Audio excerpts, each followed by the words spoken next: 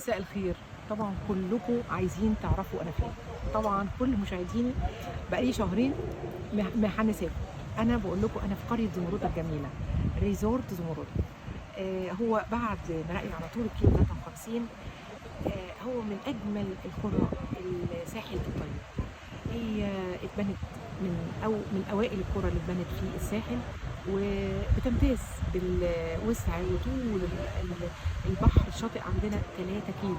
دلوقتي اي كومباوند بيتبني نص كيلو او اقل من نص كيلو، ويرمينا ورا بقى كلها الشاليهات تبقى كلها قاعده ورا. انا هنا في شاليهي قاعده شايفه البحر من على بعد، شايفه جرين اريا، شايفه بحر، شايفه هوا. مفيش حاجه اسمها تكييف عندنا.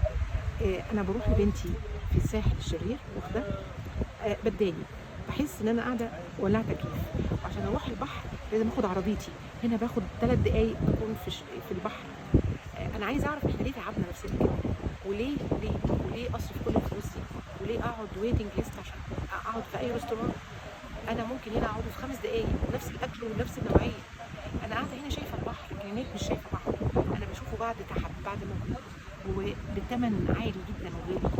انا مستغربه في طريقه فكر الناس، عايزه ارجع الناس تاني للساحل الطيب، لان الساحل الطيب فعلا فعلا هو طيب في فلوسه وفي احساسك بالساحل اللي احنا اتربينا عليه. انا طفولتي كلها انا طفولتي انا جايه الساحل، جايه عشان اقعد في هوا، مش جايه اقعد في تكييف. انا جايه اقعد في بيتش، مش حدش. انا مهما اكون هنا يكون في زحمه مش حاسه بيها خالص. ان طول الشاطئ 3 كيلو، فمهما يبقى زحمه انت قاعد في لوحدك في امان، وفي يعني سيبريت، انت مش محدش مضايقك.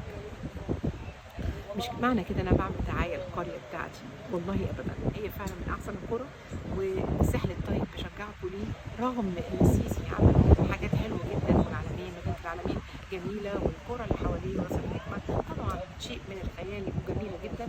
لكن انا برتاح في الساحل الطيب ماديا ومعنويا ونفسيا والله. وبعدين ما تزعلش مني ولادي بقى، لان هم طبعا بيبقوا ضدي لكن انا فعلا فعلا برتاح هنا. وبشكر المدير وبشكر الناس اللي بتراعي النظافه والامن والنظام في القريه، لان فعلا فعلا هم متفوقين. وارجو ان احنا نساعدهم اكتر، وارجو ان احنا نحاول نديهم افكارنا عشان يطلعوا بالقريه اكتر واكتر، والقريه تتعرف يعني، لانها من اكبر شواطئ بعد مارينا. الشواطئ من اكبر 3 كيلو بعد مارينا على طول. الشاطئ بتاعها كبير قوي، حلو قوي. انا بحب زمردة جدا، بحب موجها وبحب بحرها. ويا ريت يا ريت تيجوا الساحل الطيب عشان تستمتعوا انتوا وولادكم